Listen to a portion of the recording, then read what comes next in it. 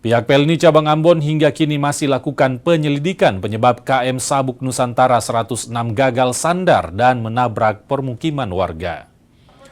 Selain lakukan penyelidikan, Pelni Cabang Ambon juga telah menurunkan tim untuk bertemu warga yang bangunannya rusak usai dihantam KM Sabuk Nusantara 106. Pihak Pelni akan bertanggung jawab dan memberikan ganti rugi atas segala kerusakan akibat kapal gagal bersandar di dermaga.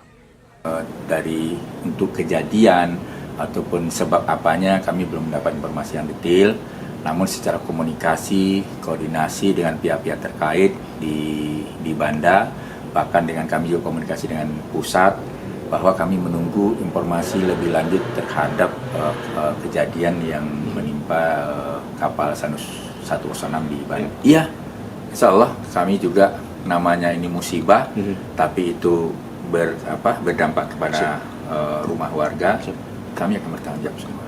Bertanggung jawab.